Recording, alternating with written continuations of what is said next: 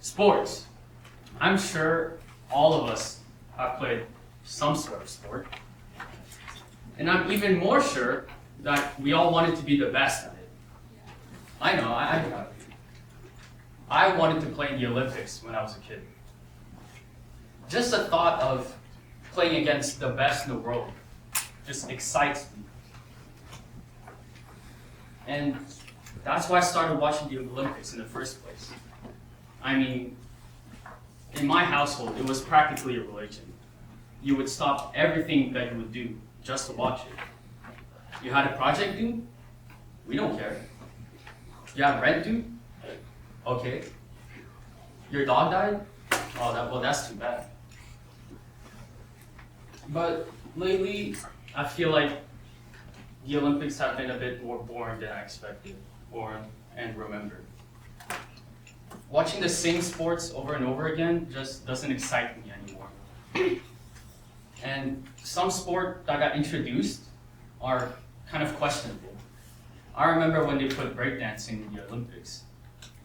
That was a weird one. And so I'm here to propose a new sport that might revolutionize the Olympics. Now think about this. What's one sport that we've all played? Here's a hint. We might have played this during PE. Dodgeball. I know all of us has experienced dodgeball before. The thrill, the excitement, or maybe just getting hit in the head. I know I have multiple times. And so, what makes dodgeball so unique, and why do I want it to be in the Olympics? Well, that's what I'm here to tell you guys. First off, the Olympics doesn't just add a sport because they want to. It has to go through a whole process. It has to be selected by the International Olympics Committee, which consists of coaches, retired, or even current athletes.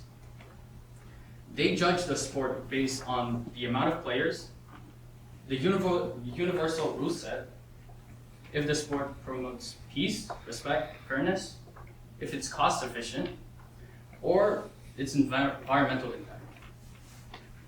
Now, dodgeball, surprisingly, is one of the fastest growing sports with 90 million players throughout 70 countries.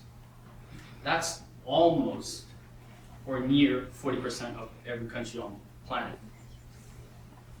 Additionally, it's also taught in schools, so the youth can have more knowledge and more experience.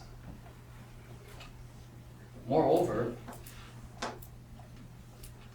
the game has different rules depending on which region. As John might have said, I am from Quebec, so they had different rule sets. And that's an issue, because it requires you to have a universal rule set.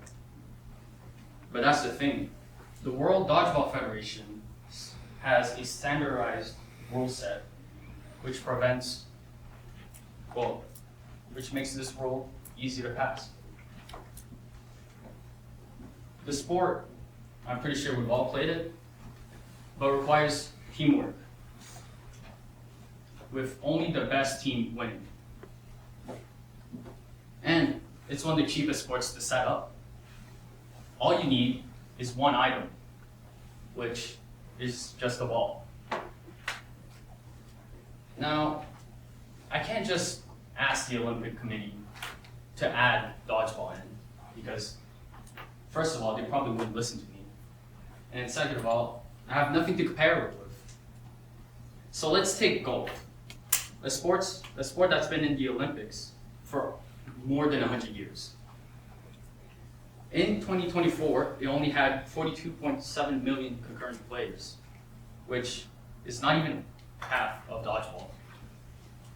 Moreover, it's extremely expensive. Not only do you have to buy the balls, the clubs, but you also have to abolish huge chunks of land. And also, it costs even more to maintain. Not to mention, taking down land is going to take a lot of environmental impact. It's only playable in certain weathers. You can't play golf when it's raining, of course.